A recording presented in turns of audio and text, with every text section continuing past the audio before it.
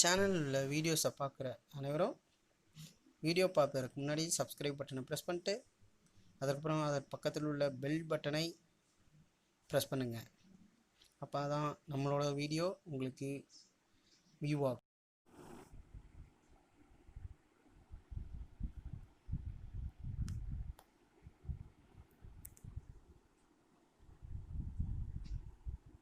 இந்த சம்மில் பார்த்தீங்கன்னா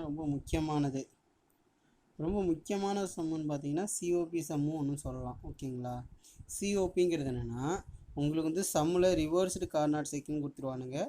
அதே மாதிரி என்ன கொடுத்தா a certain machine works on reversed Carnot cycle where temperature limits are -12 degree Celsius and 25 degree Celsius. உனக்கு வந்து -12 டிகிரி செல்சியஸ் 25 டிகிரி செல்சியஸ் கொடுத்துருக்காங்களே. இதில் கம்மியான டெம்பரேச்சர் வந்து பார்த்திங்கன்னா T1 ஆகும், அதிகமான டெம்பரேச்சர் வந்து T2ஆகும் நம்ம எடுத்துக்கலாம். அதே இதில் அடுத்து வந்து என்ன கொடுத்துருக்காங்க, ரிவர்ஸ் கார்னர் சைக்கிள்னு கொடுத்துருக்காங்க. அப்போ நான் வந்து சிஓபிக்கு நம்ம ஃபார்முலா தெரியும், 3 ஃபார்முலா ஆல்ரெடி உங்களுக்கு சொல்லியிருக்கிறேன். அந்த ஃபார்முலா சப்ஸ்டியூட் பண்ணால் மட்டும் போகுது இது. ஓகேங்களா, இப்போ ஃபைண்ட் அவுட்டில் என்னென்ன கேட்டுக்கான்னு பாருப்பா. COP of the machine when working as refrigerator, COP of refrigerator கேட்டுக்கானுங்க, சிஓபி ஆஃப் ஹீட் பம்ப் கேட்டிருக்கானுங்க. அதுக்கப்புறம் பார்த்தீங்கன்னா also find the efficiency of heat engine. So இதுவும் கேட்டிருக்கானுங்க, 3 கொடுத்துருக்காங்க. இதில் கிவன் டேட்டான்னு பார்த்தீங்கன்னா T1 எப்போயுமே டிகிரி செல்சியஸை நம்ம கெல்வினாக பார்த்தோம்னா 273 ப்ளஸ் பண்ணிக்கணும். ஓகேவா, அந்த பாயிண்ட்டு இங்கே போட்டிருக்கோம். ஓகே, அடுத்து என்ன கொடுத்துருக்காங்க, மேக்ஸிமம் டெம்பரேச்சர் எவ்வளோ போதா 28 டிகிரி செல்சியஸ். ஸோ அதோட ப்ளஸ் 273 போட்டோம்னா 307. ஸோ ஓகேங்களா, 301 கெல்வின். இப்போ சொல்யூஷனில் பாருங்கப்பா, சிஓபி ஆஃப் ரெஃப்ரிஜரண்ட்டுக்கு வந்து ஃபார்முலா நம்மளுக்கு தெரியும். ஸோ அந்த ஃபார்முலா தான் T1 / T2 - T1. அந்த ஃபார்முலா சப்ஸ்டிட் பண்ண நம்மளுக்கு வேல்யூ கிடச்சிடும். அதே மாதிரி ஹீட் பம்புக்கும் ஃபார்முலா தெரியும், 1 + COP/Rன்னு யூஸ் பண்ணலாம். அந்த மாதிரி யூஸ் பண்ணாலும் வேல்யூ ஒரே மாதிரி தான் இருக்கும். T2 / T2 - T1 இது ரெண்டில் நீ எந்த ஃபார்முலா வேணாலும் எடுத்து யூஸ் பண்ணிக்கலாம். ஓகேங்களா, அடுத்து பார்த்தீங்கன்னா heat engine efficiency of heat engine and T2 - T1 / T2. So அந்த ஃபார்முலாவை போட்டாலும் நம்மளுக்கு எஃபிஷியன்சி ஆஃப் ஹீட் இன்ஜின் கிடச்சிடும். ஸோ இதில் வந்து சிஓபி அப்படின்னு கேட்டாங்கன்னாவே எல்லாமே இந்த ஃபார்முலா வந்து யூஸ் பண்ணுற மாதிரி இருக்கும். மெயினாக பார்த்தீங்கன்னா இதில் சிஓபி ஆஃப் சம்முலாம் இந்த மாதிரி தான் இருக்கும். என்னது ரிவர்ஸ் கார்னர் சைக்கிள்னு கொடுத்துருவாங்க க்ளூ, அதுக்கப்புறம் டெம்பரேச்சர் லிமிட்னு கொடுத்துருவாங்க. இது நீ T1 T2ன்னு எடுத்துக்கணும். அடுத்து find the C O P of the machine. என்னென்ன கேட்டுக்காங்கப்பா, ரெஃப்ரிஜிரேட்டர் பெர்ஃபார்மன்ஸ் எப்படி இருக்கும். சிஓபிங்கிறது கோஎஃபிஷியன்ட் ஆஃப் பெர்ஃபார்மன்ஸ், அது ஹீட்டையும் ஒர்க்கையும் பொறுத்து இருக்கும். ஹீட் எவ்வளோ தூரம் ரிஜெக்ட் ஆகுதோ, எவ்வளோ ஒர்க்கு நடக்குதோ அதுக்கு தகுந்த மாதிரி ஹீட் வந்து ரிஜெக்ட் ஆகும். அதை பற்றி கால்குலேட் பண்ணி தான் சிஓபிங்கிறோம்.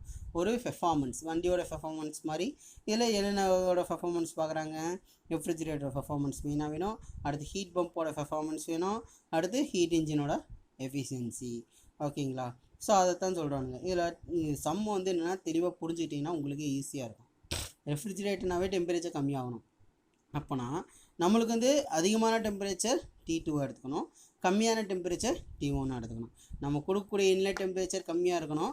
ரெஃப்ரிஜிரேஷன் ஸ்பேஸில் இருக்கக்கூடிய டெம்பரேச்சர் வந்து இதை எடுத்துக்கிட்டால் இது என்ன ஆகும், அதிகமான டெம்பரேச்சராக மாறிடும். அதுதான் இங்கே சொல்ல வராங்க. இதுக்கப்புறம் பார்த்தீங்கன்னா சிஓபி ஆஃப் ரெஃப்ரிஜிரேட்டர், இதில் பார்த்தீங்கன்னா T1 / T2 - T1 formula substitute பண்ணுறோம். அதே மாதிரி C O P of heat pump, so same thing, அதே மாதிரி தான் என்னது இப்போ last one efficiency of heat engine. ஓகேங்களா, ஸோ இதெல்லாம் எழுதி முடிச்சதுக்கப்புறம் நீங்கள் வந்து என்னென்னா இந்த மாதிரி ரிசல்ட்டில் போட்டு COPR = இந்த வேல்யூ, COPHP = இந்த வேல்யூ, எஃபிஷியன்சிக்கு இந்த வேல்யூ. நம்மளுக்கு எப்போயுமே டிகிரி செல்சியஸ் தான் இருக்குது, மேலேயும் டிகிரி செல்சியஸு கீழேயும் டிகிரி செல்சியஸு. அப்படிங்கும்போது உங்களுக்கு வந்து கேன்சல் ஆயிடும், யூனிட் கன்வர்ஷனில் கேன்சல் ஆயிரும். கேன்சல் ஆயிடுச்சுன்னா உங்களுக்கு யூனிட்டு கிடையாது. ஓகேங்களா,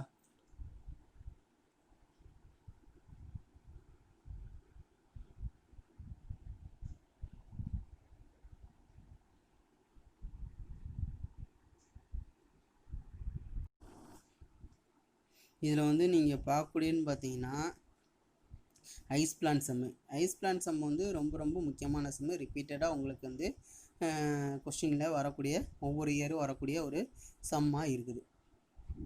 ரெண்டு தியரி வந்துடும், அதை விட்டு ஐஸ் பிளான் சம் ஒன்று வரும். ஓகேங்களா, இந்த சம்மில் பார்த்தீங்கன்னா ஐஸு வாட்டருங்கிற வேர்டு வந்தாவே ஐஸ் பிளான் சம்னு எடுத்துக்கலாம். அதே மாதிரி லேட்டன் ஹீட் ஆஃப் ஐஸ்ன்னு கொடுத்துட்டாவும் நம்ம எடுத்துக்கணும். இது ஒவ்வொரு நேரம் கொடுக்காம கூட இருப்பாங்க, அப்போ நம்ம அஸ்யூம் பண்ணி எடுத்துக்கணும்.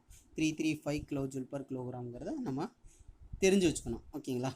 இதில் பார்த்தீங்கன்னா 0 டிகிரி செல்சியஸ்ங்கிறது டிஐன்னு எடுத்துக்கிட்டோம். அதே மாதிரி டிடபிள்யூங்கிறது 20 டிகிரி செல்சியஸ் வாட்டர் டெம்பரேச்சர். இப்போ பார்த்தீங்கன்னா ஒரு ஃப்ரிட்ஜ் இருக்குது, அந்த ஃப்ரிட்ஜில் ஐஸோ டெம்பரேச்சர் இவ்வளோ இருக்குது, அதே மாதிரி வாட்டரோ டெம்பரேச்சர் இவ்வளோ இருக்குங்கிறது சொல்லிட்டாங்க. அடுத்தது என்ன சொல்லியிருக்காங்க, the temperature of the brine and freezing or freezing mixture அப்படின்னு கொடுத்துருக்காங்க பார்த்தியா. இப்போ வந்து என்னென்னா ஒரு ஃப்ரீசருக்குள்ளே இருக்கக்கூடிய டெம்பரேச்சர் -10 டிகிரி செல்சியஸ், அது வந்து மினிமம் டெம்பரேச்சர். எப்பயுமே இன்லெட் டெம்பரேச்சர் வந்து கம்மியாக இருக்கணும், அவுட்லெட் டெம்பரேச்சர் வந்து அதிகமாக இருக்கணும். இது ரிவர்சல் ஹீட் இன்ஜின் சொல்கிறாங்க பார்த்தியா, அந்த மெத்தட். ஹீட் இன்ஜின் எடுத்துக்கோ தெர்மலில் வரும், அது வந்துட்டு டெம்பரேச்சர் இன்க்ரீஸ் ஆகணும். ரிவர்சல் ஹீட் இன்ஜின்னா இது ரெஃப்ரிஜிரேட்டரில் வந்து உனக்கு எப்படி இருக்கணும், டெம்பரேச்சர் குறையணும். ரெஃப்ரிஜிரேஷன் ஸ்பேஸில் வந்து டெம்பரேச்சர் குறையணும். ஃப்ரிட்ஜில் வந்து என்னது, டெம்பரேச்சர் குறைஞ்சி அந்த காய்கறியோட வாழ்நாள் வந்து அதிகப்படுத்துறதுக்கு தான் இந்த மாதிரி நம்ம கால்குலேஷன் போகிறோம். ஓகேங்களா. இந்த கால்குலேஷன் வந்து ஃப்ரிட்ஜுக்கு கூட எடுத்துக்கலாம். 0 டிகிரி செல்சியஸ்ங்கிறது ஃப்ரிட்ஜில் இருக்கக்கூடிய ஐஸு, 20 டிகிரி செல்சியஸ்ங்கிறது அதில் இருக்கக்கூடிய யூஸ் பண்ணக்கூடிய வாட்டரு, அதே மாதிரி brine of the freezing mixture, ஃப்ரீசரோட டெம்பரேச்சர் -10. இப்போ இது T1 எடுத்துக்கிறோம். மேக்ஸிமம் அப்படின்னு எடுத்துட்டா இந்த வாட்டர் டெம்பரேச்சர் தான் அதை நம்ம அஸ்யூம் பண்ணிக்கணும். இப்போ பாருங்கள், T1 = TI = 0 degree, TW = 20 degree. இந்த பிரெயின் மினிமம் டெம்பரேச்சர் பிரெயின் வந்து T1 -10 டிகிரி. இது ஸ்மால் T1 எடுத்துக்கிறோம். கேபிட்டல் T1 எடுக்கும்போது +273 ஆட் பண்ணி போடணும். ஓகேங்களா. அடுத்து இங்கே வாட்டர் டெம்பரேச்சரை அஸ்யூம் பண்ணிட்டு மேக்ஸிமம் டெம்பரேச்சருக்கு. ஓகேங்களா. இங்கே இருக்க 20 டிகிரி செல்சியஸ் தான் இங்கே தூக்கி எழுதிட்டோம். அடுத்து 1 ஹவருக்கு எவ்வளோ தூரம் இருக்குங்கிறத கால்குலேட் பண்ணோம். அப்போனா இந்த அமௌண்ட் ஆஃப் ஐஸ் ப்ரொடியூஸ், எவ்வளோ ஐஸ் வந்து ப்ரொடியூஸ் பண்ண முடியும் அப்படிங்கிற, 1 ஹவருக்கு எவ்வளோ ஐஸ் வந்து நம்மளால் ப்ரொடியூஸ் பண்ண முடியும் அப்படிங்கிறத சொல்கிறது தான் இந்த இது பவர் இன்புட்டுன்னு சொல்லியிருக்காங்க. பவர் = 1 kWh அப்படின்னு. ஹவரை செகண்ட்ஸை மொத்தம்னா 3600 செகண்ட்ஸு, 1 மினிட்டை 60 செகண்ட்ஸு, 1 ஹவரு 60 மினிட்ஸ்.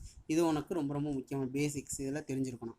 அதே மாதிரி 1 metre = 1000 mm, 1 centimetre = 10 mm, 1 metre = 100 centimetre, இதுவும் தெரிஞ்சிருக்கணும். அடுத்து வாட்ஸ்ன்னு எடுத்துக்கிட்டிங்கன்னா ஜூல்/செகண்ட்ஸ்னு ஆல்ரெடி உங்களுக்கு முன்னாடி தெரிஞ்சிருக்கணும். ஆல்ரெடி போன சப்ஜெக்ட்லேயே நீங்கள் படிச்சிருப்பீங்க. ஜூல்/செகண்ட்ஸ்னாவே வாட்ஸ்ன்னு எடுத்துக்கணும். அப்போனா வந்து எலக்ட்ரிசிட்டி பவரில் வந்து ஒரு நேரத்துக்கு எவ்வளோ ஃப்ரிட்ஜ் வந்து யூஸ் பண்ணும்போது எவ்வளோ பவர் இன்புட் நம்ம கொடுக்குறோம் அப்படிங்கிற கால்குலேட் பண்ணுறது இது. ஓகேங்களா. இப்போ வந்து இந்த ஜூல்/செகண்ட்ஸ்னு எடுத்துக்கிட்டோம்னா இங்கே இருக்க செகண்ட்ஸு கேன்சல் ஆயிரும். ஸோ பேலன்ஸ் இருக்குது ஜூல் மட்டும் கிடைக்கும். 3600 kJ இருக்குது. ஓகேங்களா. இது லேட்டன் ஹீட் ஆஃப் ஐஸுங்கிறது உனக்கு இங்கே கிவனில் கொடுத்துருக்காங்க, அது தூக்கி எழுதிடும் 335. அடுத்து இதுதான் ரொம்ப முக்கியமானது, specific heat of water, specific heat of ice. இது கான்ஸ்டன்ட் வேல்யூ. காமோட வேல்யூ 1.4, அதுக்கப்புறம் சிபியோட 1.005, அந்த மாதிரி வந்து இது ஒரு வகையான கான்ஸ்டன்ட் வேல்யூ. ஓகேங்களா. CPW = 4.186 kJ/kg degree Celsius. CPI = 2.1 kJ/kg degree Celsius. CPI specific heat of ஐஸ்க்கு வந்து 2.1 kJ/kg degree Celsius. CPWக்கு 4.186 kJ/kg degree Celsius. இது வந்து உங்களுக்கு சம்மில் கொடுத்துருக்க மாட்டாங்க. ஓகேங்களா. ஸோ கொடுக்கலன்னா நம்ம அஸ்யூம் பண்ணிக்குவோம், ஒவ்வொரு நேரம் கொடுத்துருவானுங்க. ஓகேங்களா. கொடுத்துக்கிட்டா நம்ம இந்த மாதிரி எடுத்துக்கணும், கொடுக்கலன்னா அஸ்யூம் பண்ணி இந்த 2 வேல்யூ எடுத்துங்க. எப்படின்னா காமோட வேல்யூ எடுக்கிறோம் பார்த்தீங்களா, அந்த மாதிரி தான் சிபியோட இது வேல்யூ எடுக்கிறோம்ல. ஸோ அதே சேம் எத்திக்ஸில் இதையும் எடுத்துக்கணும்.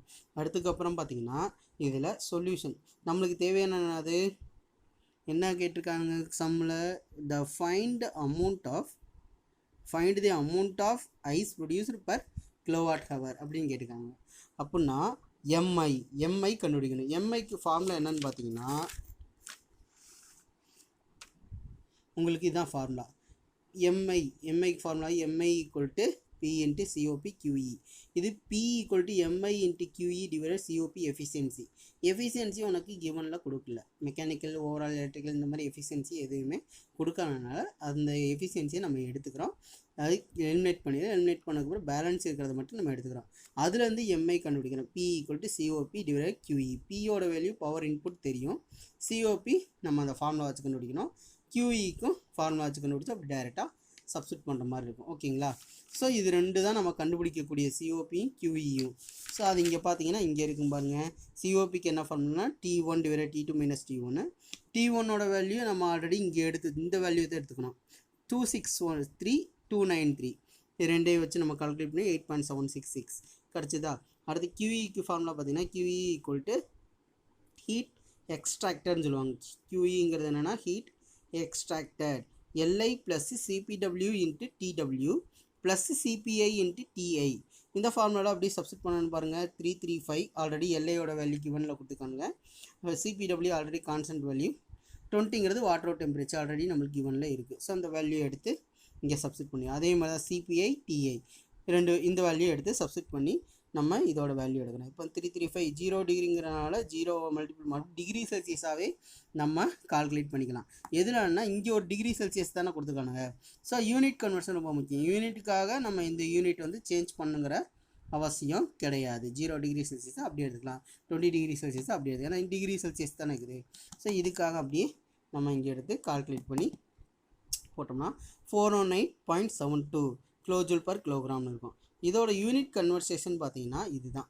இதில் பார்த்தீங்கன்னா உங்களுக்கு QE இது லேட்டன் ஹீட் ஆஃப் ஐஸ்க்கு வந்து கிலோஜூல் பர் கிலோகிராம்னு இருக்குது. அதே மாதிரி இந்த இதுக்கு யூனிட் பார்த்தீங்கன்னா 4.186க்கு வந்து kilojoule per kilogram degree Celsius. இந்த TWக்கு டிகிரி செல்சியஸ் கேன்சல் ஆயிரும், பேலன்ஸுக்கு அதே மாதிரி தான். ஸோ காமனாக போட்டோம்னா கிலோஜூல் பர் கிலோகிராமாக நம்மளுக்கு கிடச்சிரும்.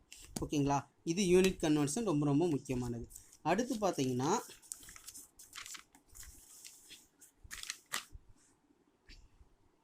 P equal to MI into QE.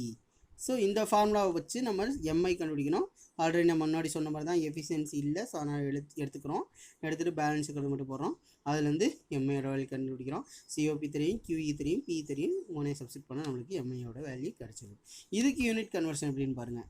இப்போ Pக்கு வந்து என்னப்பா கிலோஜூல், COPக்கு யூனிட் கிடையாது, QEக்கு வந்து கிலோஜூல் பர் கிலோகிராம். ஸோ ரெண்டே சப்ஸ்டிட் கிலோஜூல் கேன்சல் ஆகி டிவைடரில் இருக்கனால மேலே வந்துடும் கிலோகிராம். தட்ஸ் ஆல், ஃபினிஷ், அவ்வளோதான். இதுதான் இந்த சம்மு. ஸோ இந்த சம் வந்து ரொம்ப ஈஸியும் கூட, ஆனால் அடிக்கடி கேட்கக்கூடிய சம்மு.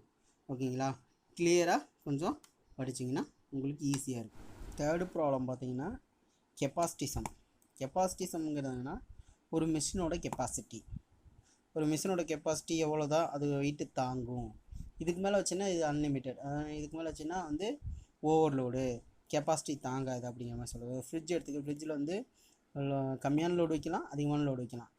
அதுக்கு அதிகமான லோடு வச்சோம்னா ஃப்ரிட்ஜ் வந்து தாங்காது, ஏதோ ப்ராப்ளம் ஆயிரும், ஐசி ப்ராப்ளம், இந்த மாதிரி கம்ப்ரஸர் ப்ராப்ளம், இந்த மாதிரி ஏதோ ஒன்று ஆகும். ஸோ அந்த மாதிரி இருக்கும்போது கெப்பாசிட்டிங்கிற வேர்டு வந்து யூஸ் ஆகும் தானே, உங்களுக்கே தெரியும். ஓகேங்களா, இதோட வேல்யூ வந்து இவ்வளோ தான் எக்ஸ்ட்ரீம் லெவல் இருக்கும் அப்படிங்கிறத பற்றி சொல்கிறது தான் கெப்பாசிட்டிங்கிறோம். இதோட யூனிட் பார்த்தீங்கன்னா டன்ஸில் வரும். கெப்பாசிட்டிக்கு எப்பயுமே டன்ஸில் வரும். உனக்கு சம்லேயே மென்ஷன் பண்ணிடுவாங்க. இதுக்கு ஃபஸ்ட் ஒன் சம் பார்த்து சிஓபி சம் வந்து என்னென்னா ஒரு மிஷினோட உள்ளே இருக்கக்கூடிய ஸ்பேர் பார்ட்ஸோட சிஓபி பார்க்கணும், கோஎஃபிஷியன்ட் ஆஃப் பெர்ஃபார்மன்ஸ் எப்படி இருக்குங்க அப்படிங்கிறத கால்குலேட் பண்ணுறோம். Refrigerator, heat engine, heat pump, இதை பற்றி நம்ம வந்து சிஓபி பார்த்தோம்.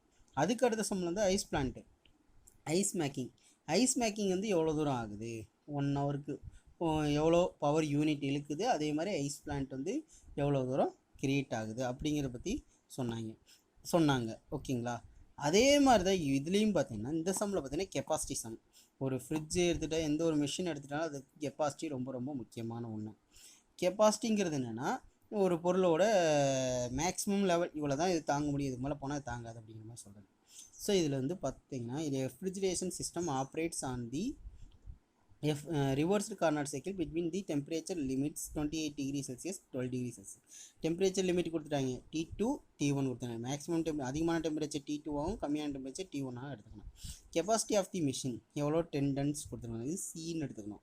அடுத்து என்ன கேட்டுக்காங்க, ஃபைனில் சிஓபி கேட்டாங்க, பவர் ரேட்டிங் கேட்டுக்காங்க. Compressor motor if the overall mechanical electrical efficiency நம்ம ஆல்ரெடி பார்த்தது தான். இது வந்து எஃபிஷியன்சி முன்னாடி கொடுக்காதனால நம்ம வந்து நாட் கிவன் எடுத்துக்கோம், இதில் எஃபிஷியன்சி கொடுத்துட்டானுங்க. ஓகேங்களா, ஸோ அதனால் எஃபிஷியன்சி நம்ம எடுத்துக்கணும் ஃபார்முலாவில். இப்போ அந்த மினிமம் டெம்பரேச்சர் T1 இங்கே என்னது 12 டிகிரி, அதோட +273 போட்டுக்கலாம். அடுத்து 28 + 273 இது 261 301 ஆகுது. கெப்பாசிட்டி C = 10 tons எடுத்துக்கிறோம். எஃபிஷியன்சி 0.9. இது பெர்சன்டேஜில் இருந்தால் டிவைட் 100 போட்டு ஸ்தானத்துக்கு மாறிடணும். ஓகேங்களா, அடுத்து சிஓபி பவர், இது ரெண்டு தான் 2 ஃபைனில் கேட்டிருக்காங்க. சிஓபியோட ஃபார்முலா பார்த்தீங்கன்னா COP = T1 / T2 - T1. இப்போ 261 301 2 மைனஸ் 261 போட்டோம்னா 6.525. நம்மளுக்கு பவரோட ஃபார்முலா அப்படின்னு பார்த்தீங்கன்னா எந்த ஃபார்முலான்னா இந்த ஃபார்முலா வரும். Power rating P = C × 3.5 divided COP × efficiency.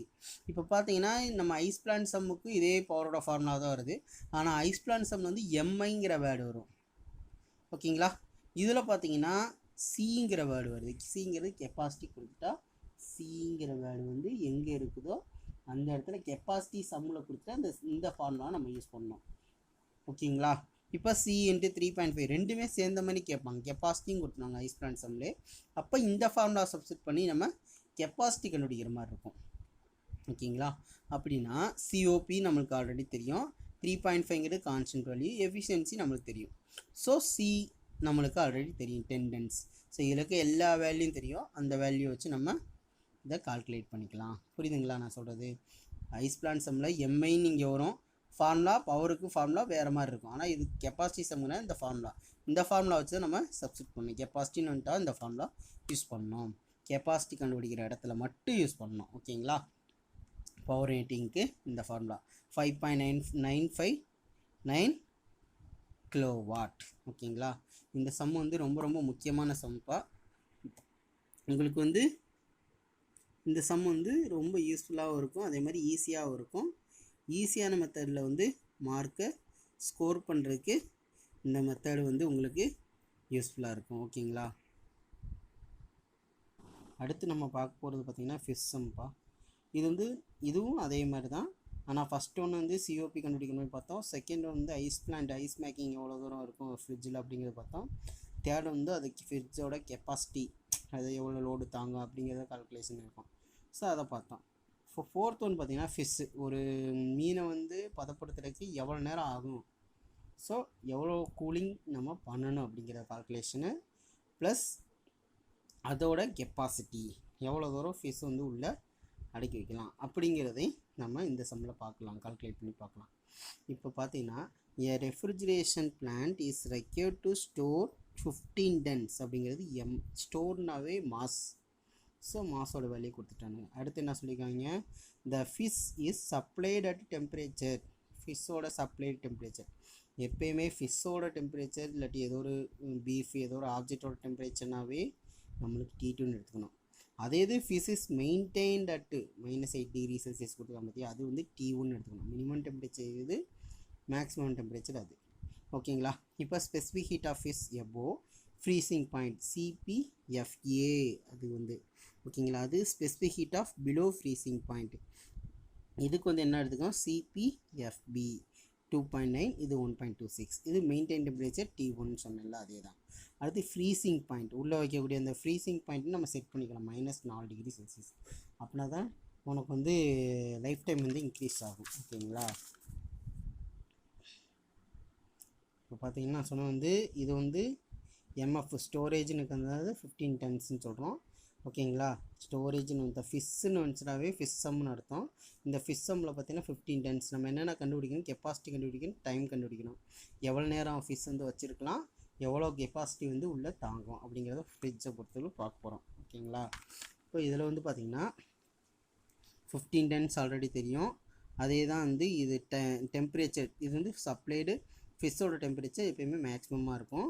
Specific heat of fish above freezing point. Above freezing point வந்து CPFA, இது வந்து CPFAன்னு சொல்லுவோம். அதே மாதிரி பிலோ ஃப்ரீசிங் பாயிண்ட் வந்து CPFBன்னு சொல்லுவோம். அது fish is maintain T1 -8 degree Celsius. ஓகேங்களா? இது T1, இது T2. அடுத்து பார்த்தீங்கன்னா ஃப்ரீசிங் பாயிண்ட் ஆஃப் ஃபிஷ்ஷோட ஃப்ரீசிங் பாயிண்ட் எவ்வளோன்னு பார்த்தீங்கன்னா -4 டிகிரி. அப்படி -4 டிகிரி செல்சியஸில் மெயின்டைன் ஆகிட்டே இருக்கணும். அப்படின்னா தான் கூலிங் இருந்துகிட்டே இருக்கும். ஓகேங்களா? அடுத்து லேட்டன் ஹீட் ஆஃப் ஃபிஷ்ஷு அதுவும் கொடுத்துருக்காங்க. அடுத்து பிளான்ட் ரெக்கேர்ஸ் சேம் வந்து ஐஸ் மேக்கிங் மாதிரி தான் இருக்கும். ஆனால் இது ஃபிஷ்ஷை வந்து பதப்படுத்துறது எல்லாமே கொடுத்துருவாங்க. எல்லா கிவன் கொண்டு வந்துருச்சு.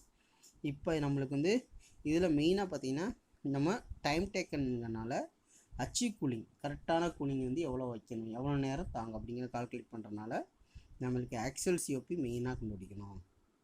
கார்னாட் COPயோட ஆக்சுவல் COP தான் ஆக்சுவலாக அந்த டைமிங்கில் எவ்வளோ COP இருக்குங்கிறத நம்ம கால்குலேட். அதைத்தான் நம்ம வந்து இதில் அந்த பவரோட ஃபார்முலாவில் வந்து இன்புட் பண்ணுற மாதிரி இருக்கும். ஓகேங்களா?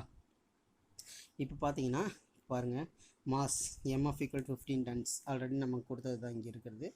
15 tons 1 tons = 1000 ஆல்ரெடி உங்களுக்கே தெரியும். 1 tons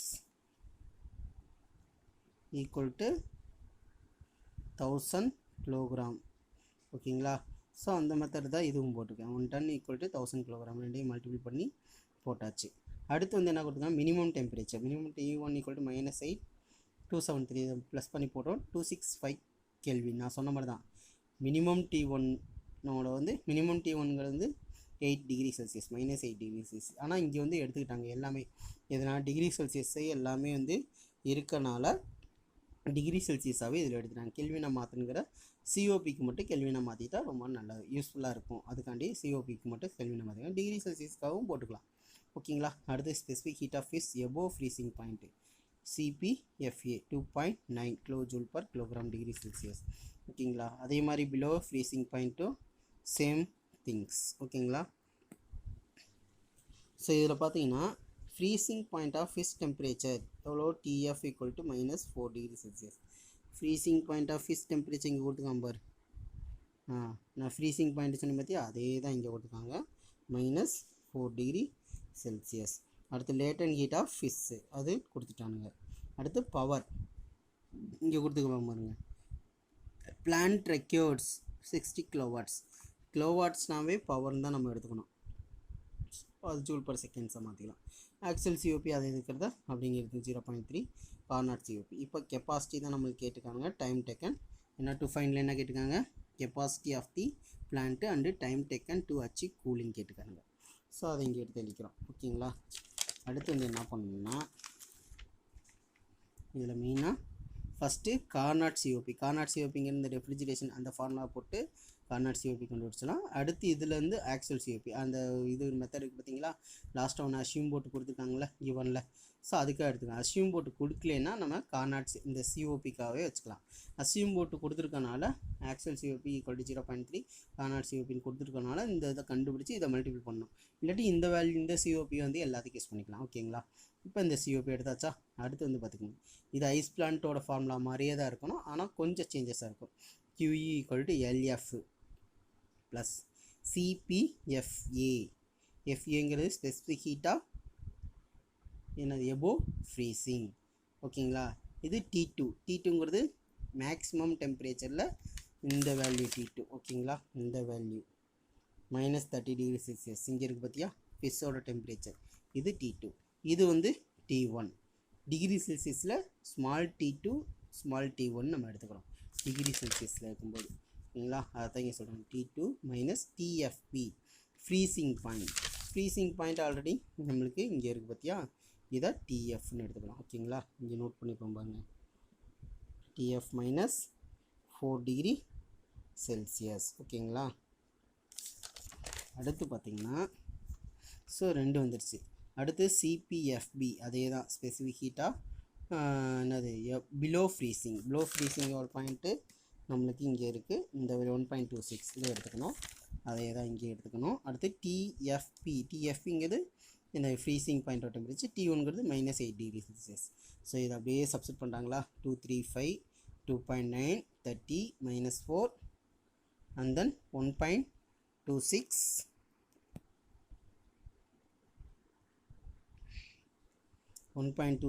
அதுக்கப்புறம் என்ன பண்ணியிருக்காங்க -4 அண்டு -8. ஸோ இதெல்லாம் மல்டிபிள் பண்ணணும். ஓகேங்களா? இதெல்லாம் மல்டிபிள் பண்ணோம்னா உங்களுக்கு வந்து என்ன வரும், இங்கே பாருங்கள். ஃபஸ்ட்டு வந்து இந்த 30 -4 மைனஸ் இன்ட்டு மைனஸ் ப்ளஸ் ஆயிரும், 34 வரும். இங்கே போட்டுக்கணும் 34. அதே மாதிரி இங்கே பாருங்கள், மைனஸ் இன்ட்டு மைனஸ் ப்ளஸ் ஆயிரும், -4 + 8 போட்டோன்னா 4. ஸோ இது எல்லாத்தையும் இதை ரெண்டையும் மல்டிபிள் பண்ணி இங்கே போட்டுக்கோங்க, 98.6 5.04 இது எல்லாத்தையும் ஆட் பண்ணால் 338.64 கிடச்சிடும். அடுத்து பவர். இப்போ கெப்பாசிட்டி கண்டுபிடிக்கணும். ஸோ கெப்பாசிட்டி ஃபஸ்ட்டு ஃபைண்ட் அவுட்லேருந்து கெப்பாசிட்டி தேவையில்லை. ஸோ பவர் கிடச்சிது, QE கிடச்சிது, கெப்பாசிட்டி கண்டுபிடிக்கணும். பவரோட பவர் நம்மளுக்கு தெரியும் 60 கிலோவாட்ஸ்ன்னு. சிஓபி வந்து ஆக்சுவல் சிஓபி தான் நம்ம இதில் எடுக்கிறோம். ஓகேங்களா? ஆக்சுவல் சிஓபியோட வேல்யூ தான் இங்கே 2.09 எடுத்து கால்குலேட் பண்ணுறோம். அதே மாதிரி தான் இங்கேயும் ஆக்சுவல் சிஓபி தானே எடுத்துருக்கோம். ஸோ சேம் திங்ஸ் ரெண்டுலேயும் வந்து ஆக்சுவல் சிஓபி எடுத்து கால்குலேட் பண்ணோம். கெப்பாசிட்டி கிடச்சிருச்சா? பவர் இருக்குது, ஆக்சுவல் சிஓபிக்கு 3.5 மல்டிபிள் பண்ணால் நம்மளுக்கு கெப்பாசிட்டி கிடச்சிடும். ஸோ இந்த 3.5 வந்து எல்லா கால்குலேஷன் டிஆருக்காக மாத்திரக்காண்டி இந்த கால்குலேஷன். ஓகேங்களா? அடுத்து பார்த்தீங்கன்னா P = MI × QE / COP efficiency T. இப்போ நாட் கிவன் போட்டு எஃபிஷியன்சியை கேன்சல் பண்ணிடும். இப்போ we know that இப்போ வந்து மாசு MIன்னு எடுத்துக்கூடாது, MFப்பா. ஓகேங்களா? MF. இந்த MF அப்படிங்கிறது என்னன்னா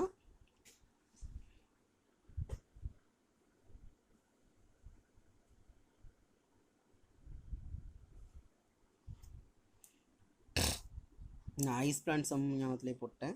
இப்போ வந்து எம்எஃப்ங்கிறது ஃபிஸ்ஸு. ஸோ எம்எஃப் நம்ம எஃப்ங்கிற நோட்டேஷன் வந்து ஃபிஸ்ஸுக்கு குறிக்கக்கூடியது. ஸோ இங்கே போட்டிருக்காங்க பாரு, MF / T 1 hour = 3600 seconds. So இது நம்மளுக்கு தெரியும். இது ரெண்டுமே நம்மளுக்கு தெரிஞ்சிருக்கணும். இதை வச்சு தான் நம்ம இந்த கால்குலேஷனில் போட போகிறோம். ஸோ இப்போ போடும்போது எப்படி வரும் பாரு, எம்எஃப்போட வேல்யூ தெரியும், QEயோட வேல்யூ தெரியும், சிஓபி ஆக்சுவல் சிஓபியோட வேல்யூ தெரியும், டைம் மட்டும் நம்மளுக்கு தெரியாது. ஸோ அதுக்கு இந்த மாதிரி மாற்றி வச்சு இப்போ பியோட பவரோட வேல்யூ தெரியும், சப்ஸ்டிட் பண்ணி போட்டலாம். ஓகேங்களா? இது எப்படி தெரியுங்களா? டி வந்து மேலே போயிடும், இந்த பி வந்து கீழே வந்துடும். இதான் கிராஸ் மல்டிபிள். ஓகேங்களா? டைம் தானே தேவை, அதுக்காக மாற்றிக்கலாம். இப்போ இந்த வேல்யூ கிடச்சிது செகண்ட்ஸில் இருக்குது. 3600 டிவைட் பண்ணோன்னா நம்மளுக்கு ஹவர் கிடச்சிடும். 1 hour = 3200 செகண்ட்ஸ். அப்போனா நம்மளுக்கு செகண்ட்ஸுக்கு ஹவரில் வேணும், 3200 வகுத்தோம்னா தான் நம்மளுக்கு ஹவர் கிடைக்கும். ஓகேங்களா? வகுத்து போட்டாங்களா? ஹவர்ஸ் கிடச்சிருச்சா? அடுத்து லாஸ்ட்டாக வந்து என்னப்பா கிடச்சிருக்கு, இதோட எவ்வளோ ஹவர்ஸ் தாங்குது, 11.25 ஹவர்ஸ் வந்து இது தாங்கக்கூடியதாக இருக்கும் அப்படிங்கிற டைம் கிடச்சிருச்சு. அவ்வளோதான்ப்பா. இது ரொம்ப ரொம்ப முக்கியமான சம்மு, ரிப்பீட்டடாக உங்களுக்கு கேட்கக்கூடிய சம்மு. ஸோ கொஞ்சம் கேர்ஃபுல்லாகவும் தெளிவாகவும் பாருங்கள். இந்த சம் வந்து உங்களுக்கு ஈஸியாக இருக்கும்.